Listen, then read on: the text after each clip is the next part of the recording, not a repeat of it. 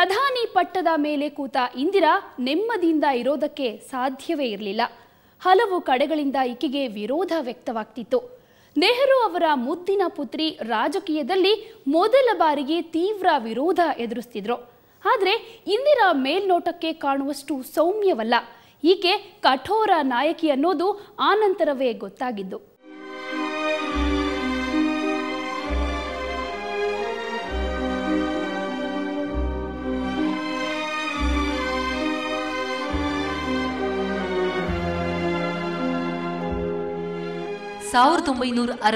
ರಲ್ಲಿ ಇಂದಿರಾ ಪ್ರಧಾನಿಯಾಗಿ ಆಯ್ಕೆಯಾದ ನಂತರ ತನ್ನ ಪಕ್ಷದಲ್ಲಿಯೇ ವಿರೋಧ ಎದುರಿಸುವಂತಾಗಿತ್ತು.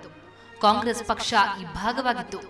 ಮೊರಾರ್ಜಿ ದೇಸಾಯಿ ನೇತೃತ್ವದಲ್ಲಿ ಒಂದು ಬಣ ಪಕ್ಷದಿಂದ ಸಿಡಿದು ಹೋಗಿತ್ತು. ಆದರೆ ಇಂದಿರಾ ಇಂಥದಕ್ಕೆಲ್ಲ ಹೆದರುವಂತವರಾಗಿರಲಿಲ್ಲ. ಅತ್ಯಂತ ದಿಟ್ಟತನದಿಂದ ಹಾಗೂ ಚಾಣಾಕ್ಷತನದಿಂದ ತನ್ನ ಎದುರಾಳಿಗಳನ್ನ ಮಟ್ಟ ಹಾಕಿದ್ರು. ಅಗತ್ಯ ಬಿದ್ದಾಗ ಕಮ್ಯುನಿಸ್ಟ್ ಪಕ್ಷಗಳ ಬೆಂಬಲದೊಂದಿಗೆ ಸರ್ಕಾರ ನಡೆಸಿದ್ರು. ತನ್ನ ನೇರ ನಿಷ್ಠುರ ನಡವಳಿಕೆಗೆ ಹೆಸರಾಗಿದ್ದ ಇಂದಿರಾ ಭಾರತದ ಇತಿಹಾಸದಲ್ಲಿ ಎಂದೆಂದೂ ಮರೆಯಲಾಗದಂತಹ ಕೆಲವು ಕ್ರಾಂತಿಕಾರಕ ನಿರ್ಧಾರಗಳನ್ನು ಕೈಗೊಂಡರು. ಇವುಗಳ ಪೈಕಿ ಮುಖ್ಯವಾದದ್ದು ಬ್ಯಾಂಕ್ಗಳ ರಾಷ್ಟ್ರೀಕರಣ. 1969ರಲ್ಲಿ ಇಂದಿರಾ ದೇಶದ ಅತಿ ದೊಡ್ಡ 14 ಬ್ಯಾಂಕ್ಗಳ ರಾಷ್ಟ್ರೀಕರಣ ಮಾಡಿದ್ರು. ಶ್ರೀಮಂತರಿಗಷ್ಟೇ ಸೀಮಿತವಾಗಿದ್ದ ಬ್ಯಾಂಕ್ಗಳ ಒಳಗೆ ಬಡವರಿಗೂ ಪ್ರವೇಶ ಕೊಡಿಸಿದ್ರು. ಇನ್ನೊಂದೆಡೆ ವಿಶ್ವದ ದೊಡ್ಡಣ್ಣ ಅಮೆರಿಕ ಪಾಕಿಸ್ತಾನಕ್ಕೆ ಬೆಂಬಲ ವ್ಯಕ್ತಪಡಿಸಿತು. ಇದಕ್ಕೆ ಇಂದಿರಾ ಬಗ್ಗೆ ಅಮೆರಿಕದ ಆಗಿನ ಅಧ್ಯಕ್ಷ ನಿಕ್ಸನ್ಗೆ ಪೂರ್ವ ಗ್ರಹಿಕೆಗಳಿದ್ದದ್ದೇ ಕಾರಣವಾಗಿರಬಹುದು.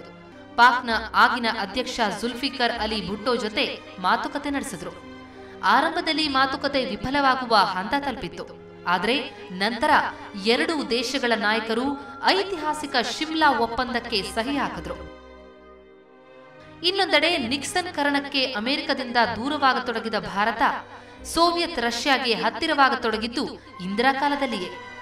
ಇಂದಿರಾ ದೇಶದ ಭದ್ರತೆಯ ದೃಷ್ಟಿಯಿಂದ 1974ರಲ್ಲಿ ಅಣ್ವಸ್ತ್ರ ಪರೀಕ್ಷಾ ಸ್ಫೋಟವನ್ನ ಯಶಸ್ವಿಯಾಗಿ ನಡೆಸಿದ್ರು.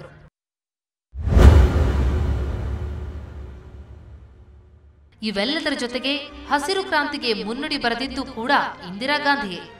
ಇದರ ಮೂಲಕ ಭಾರತ ಆಹಾರ ಸ್ವಾವಲಂಬನೆ ಸಾಧಿಸಬೇಕು ಅನ್ನೋದು ಈಕೆಯ ಲೆಕ್ಕಾಚಾರವಾಗಿತ್ತು.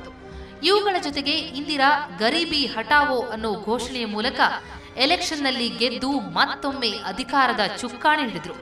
ಬಡವರ ಹಳ್ಳಿಗಾಡಿನ ಜನರ ಬದುಕು ಬದಲಿಸೋದಾಗಿ ಘೋಷಣೆ ಮೊಳಗಿಸಿದ್ರು.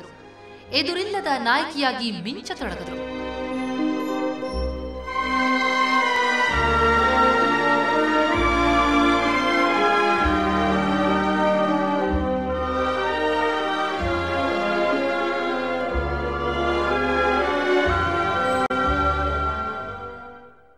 ಇಂದಿರಾ ಅವರ ಆಡಳಿತ ವೈಖರಿಗೆ ಜನ ಬೆರಗಾಗಿದ್ರು. ಹೀಗಾಗಿನೇ ಈಕೆಯನ್ನ ಹಲವು ವರ್ಗದ ಜನ ಹಾಡಿ ಹೊಗಳ್ತಾ ಇದ್ರು. ಇಂದಿರಾ ಸಂಸತ್ನಲ್ಲಿದ್ದ ಏಕೈಕ ಗಂಡು ಅಂತಾನೆ ಫೇಮಸ್ ಆಗಿದ್ರು. ಈಕೆಯ ಧೈರ್ಯ, ಕೆಚ್ಚು, ರೋಷ, ಚಾಣಾಕ್ಷತೆಯ ಮುಂದೆ ಉಳಿದವರೆಲ್ಲ ನಪುಂಸಕರ ಸಮಾನ ಅಂತ ಅನೇಕರು ಹೇಳತೊಡಗಿದ್ರು.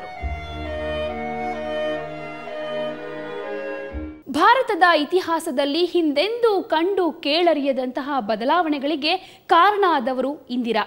ಹಾಗೇನೆ ಅಮೆರಿಕ, ಪಾಕಿಸ್ತಾನದಂತಹ ರಾಷ್ಟ್ರಗಳಿಗೆ ಮುಟ್ಟಿ ನೋಡಿಕೊಳ್ಳುವಂತಹ ಶಾಕ್ ಕೊಟ್ರು. ಮುಂದೆ ಇದೇ ಇಂದಿರಾ ತನ್ನ ಸ್ವಂತ ದೇಶದ ಪ್ರಜೆಗಳಿಗೆ ಸಖತ್ ಶಾಕ್ ಕೊಟ್ರು.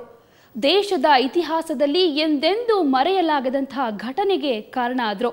ಅದ್ರ ಬಗ್ಗೆ ಹೇಳ್ತೀವಿ ಒಂದು ಪುಟ್ಟ ಬ್ರೇಕ್ನ ನಂತರ.